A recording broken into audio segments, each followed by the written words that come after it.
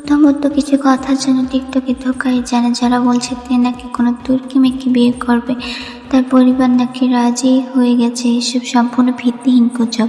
27শে মে Las Vegas কনসার্টে তের মজা চলে আর্মিদের উদ্দেশ্যে বলেছিল, it's Vegas baby, tonight I went to scope and elope with you. বাংলায় যার অর্থ, এটা ভেগাস শোনা, আজ রাতে আমি তোমাদের সাথে পালিয়ে যেতে চাই।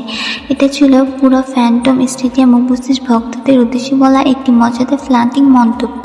তিনি কোনো নির্দিষ্ট ব্যক্তি, দেশ বা তুর্কি মেয়ের কথা বলেননি।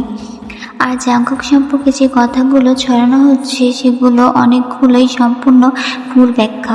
যে বলেছে যে সে অনেক স্মৃতি ধরে রাখতে চায় এবং ভক্তদের সাথে সেগুলো শেয়ার করতে চান। এর মানে এই নয় যে তিনি নিজের বিয়ের বা ব্যক্তিগত জীবন সম্পর্কে প্রকাশ করতে চান। আরেকটা গুরুত্বপূর্ণ বিষয়, জাঙ্কুকের কোনো দ্বিতীয় টিকটক অ্যাকাউন্ট নেই। ভুয়া অ্যাকাউন্টে দেখে বিভ্রান্ত হবে না। আর্মি হিসেবে আমাদের কাজ হলো সঠিক তথ্য ছড়ানো, গুজব নয়। এখন আমাদের ফোকাস হওয়া উচিত ভোটিং এবং স্ট্রিমে। বর্তমানে 2টা অ্যাপসে ভোট চলছে। এই সময় অযথা সময় নষ্ট না করে বিটিএসকে সাপোর্ট করো এবং নিয়মিত ভোট এবং স্ট্রিমিং করো।